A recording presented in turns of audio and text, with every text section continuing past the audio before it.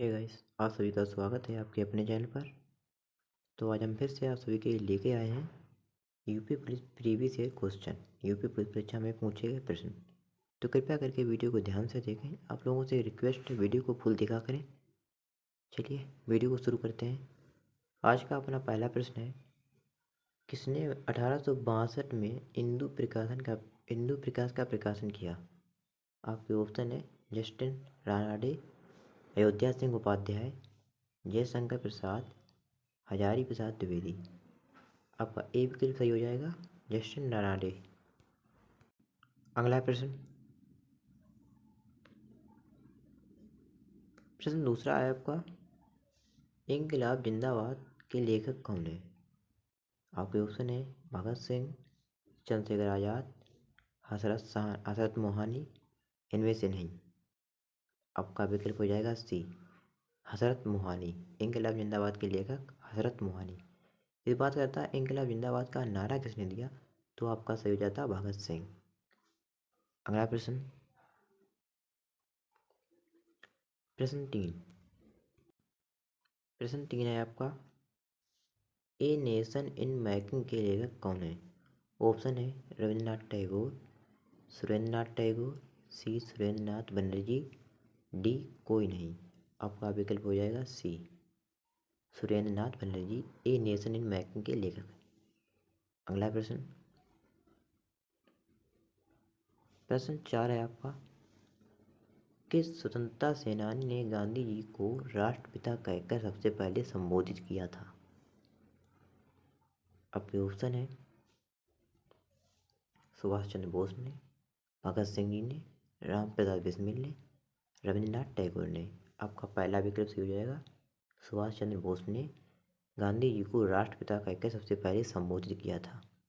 और बात करें कि गांधी जी को महात्मा किसने कहा, गांधी जी को महात्मा सर्वप्रथम महात्मा किसने कहा, तो आपका रविंद्रनाथ टैगोर सही हो जाएगा। ठीक है। अगला प्रश्न प्रश्न पाँचवा प्रश्न है आपका, पाँचवा प्रश्न है, ये ऐतिहासिक विक्टोरिया पार्क जिसे अब जंग आज़ादी पार्क का नाम दिया गया कहाँ है? ऑप्शन है प्रयागराज, मेरठ, आगरा, अमृतसर। आपका बी ऑप्शन सही हो जाएगा, मेरठ में। अगला प्रश्न तीन है आपका, नई दिल्ली का डिजाइनर कौन था? प्रश्न 6। आपके ऑप्शन है एडविन लुटियंस, बी धनपत राय चौधरी, सी जॉर्ज पंचम, डी इनमें से नहीं। आपका ऑप्शन हो जाएगा ए, एडविन लुटियंस। अगले प्रश्न की बढ़ते हैं। अगला प्रश्न आपका सातवां है, इनमें से कौन राष्ट्रपति निर्वाचन में भाग नहीं लेगा? कौन नहीं ले सकता? आपके ऑप्शन है ए निर्वाचित राज्यसभा सदस्य, बी निर्वाचित लोकसभा सदस्य, सी राज्य विधान परिषद के निर्वाचित सदस्य।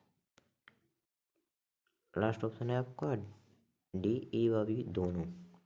तो आपका सही उत्तर में हो जाएगा सी,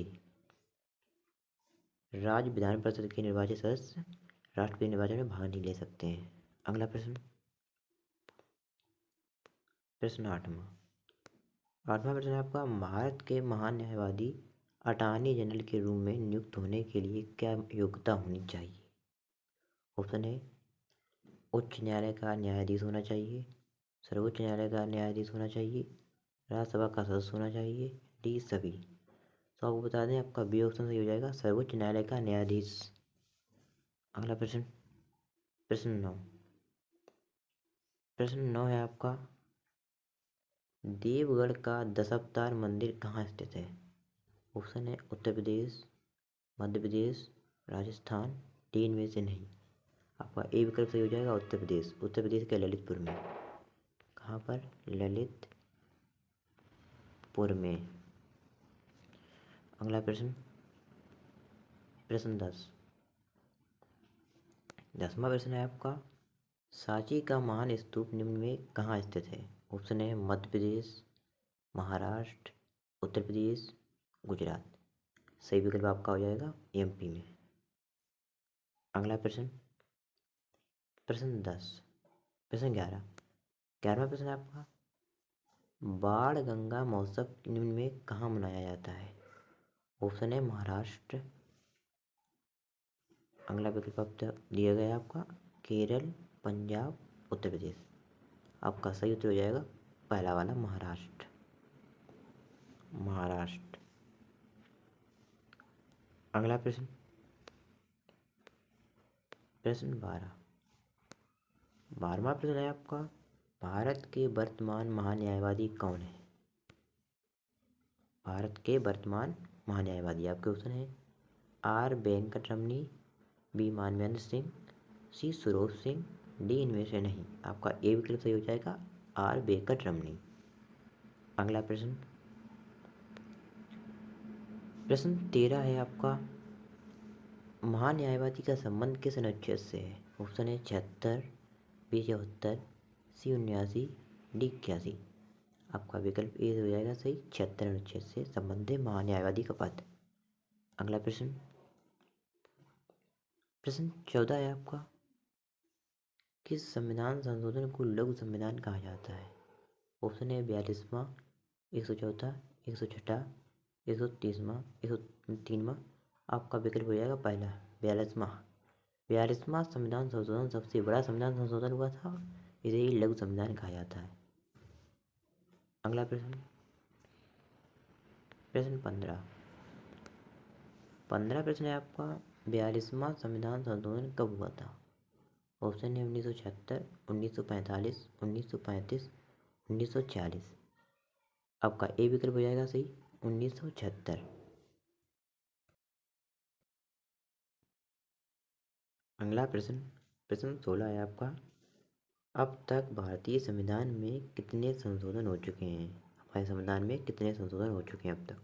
ऑप्शन है 106, 107, 108, 109। आपका विकल्प हो जाएगा ए 106वां संविधान संशोधन। लास्ट संविधान संशोधन 106। अब तक हमारे संविधान में संशोधन कितने हो चुके हैं? 106। अगला प्रश्न, प्रश्न है आपका 17वां प्रश्न है आपका संविधान संशोधन की प्रक्रिया किस अनुच्छेद में है? संविधान संशोधन जो होता है वो किस अनुच्छेद के अंतर्गत होता है? आपके ऑप्शन है 368, 395, 365, 390। आपका ए विकल्प हो जाएगा 368। चलिए अगला प्रश्न, प्रश्न 18 आपका है कि भारत में सर्वप्रथम राष्ट्रपति का शासन कहाँ लागू हुआ था? राष्ट्रपति शासन आपके ऑप्शन है उत्तर प्रदेश में, पंजाब में। तो आपका विकल्प हो जाएगा बी पंजाब में। सबसे पहले किस राज्य में राष्ट्रपति शासन लागू हुआ? तो आपका उत्तर हो जाएगा पंजाब में। ठीक है। अगला प्रश्न, प्रश्न 19 है आपका 19वां प्रश्न है कि उत्तर प्रदेश में राष्ट्रपति शासन सबसे पहले कब लागू हुआ?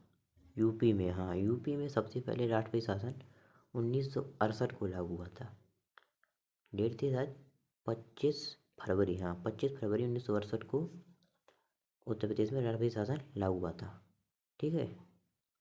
अगले प्रश्न की ओर। अगला प्रश्न आपका है उत्तर प्रदेश में राष्ट्रपति शासन कितने बार लागू हुआ? ऑप्शन है 10 बार, 11 बार, 21 बार, 1 बार। आपका ऑप्शन हो जाएगा ए 10 बार। हम आपको बता दें कि यूपी में सबसे अधिक बार राष्ट्रपति शासन लागू हुआ 10 बार। ठीक है। अगला प्रश्न आया आपका 21वां है उत्तर प्रदेश का उच्च न्यायालय कहाँ है? ऑप्शन है आपका लखनऊ, बी प्रयागराज, सी आगरा, डी कन्नौज। इस प्रश्न का आंसर आप लोग कमेंट बॉक्स में बताना। इसका आंसर आप लोग कमेंट बॉक्स में बताना। ठीक है। इसका आंसर तो आपको जरूर पता होना चाहिए, बिल्कुल सरल प्रश्न है। ठीक, चलिए वीडियो को समाप्त करते हैं। वीडियो कैसी लगी कमेंट बॉक्स में जरूर बताना। वीडियो को लाइक कर देना। चैनल पर नए हो कृपया करके चैनल को सब्सक्राइब कर दें। मिलते हैं अगली वीडियो में, तब तक के लिए धन्यवाद। Thanks for watching.